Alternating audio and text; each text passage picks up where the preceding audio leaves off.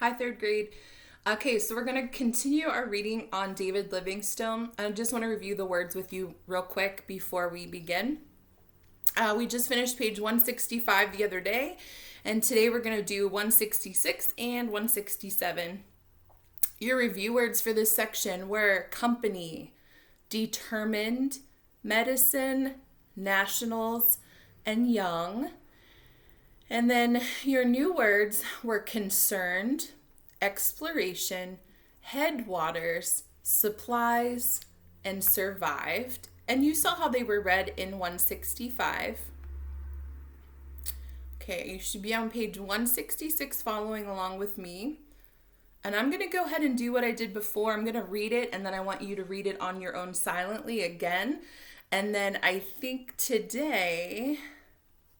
Oh, nope, I was wrong. You don't have any... You have no workbook pages to go with these two, but I have a couple questions for you at the end of this video and the pod, okay? So page 166, here we go. Livingstone sent his wife and children back to England and then set out to find a good place to build a mission. For years, he had explored Africa. As he traveled, he preached the gospel, but he knew that he had to make it possible for other missionaries to come. He kept careful journals, made maps, collected samples of rocks and plants, and sent letters to his friends in England. When Livingstone went home to England for a visit, people were very interested in what he had to say. He wrote books and sold them to raise money. The money helped him take care of his family and get supplies to take back to Africa. The doctor took his wife and youngest child back to Africa with him. His wife was ill when they got to Africa, so he left her and his child at the Moffin Mission Station. Livingstone was more determined than ever to find a place for a mission station in the north.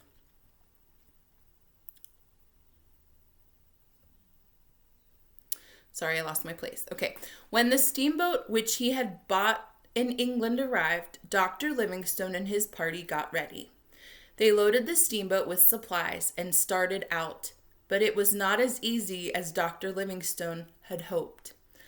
"Why are we stopping?" Dr. Livingstone asked. "Fuel," came the answer.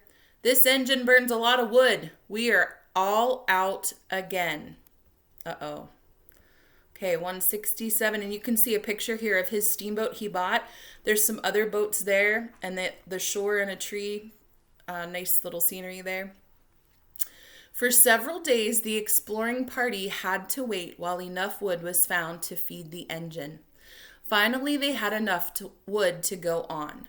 A few miles up the river, the steamboat had picked up all the speed it could get, but it was still not fast enough. A group of nationals in canoes paddled upstream right by them, leaving the steamboat behind. Dr. Livingstone gave up using steamboats.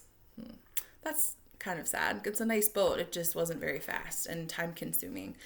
Okay, so what I want you to do is go ahead and read this again on your own silently, sounding out the words, taking your time.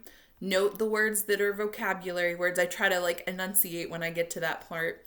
And then I'm going to have a couple questions you can answer. And that'll be it. Next week, I'll just have a fun little activity you can do. And then we're on Easter break. So, okay, see you guys later.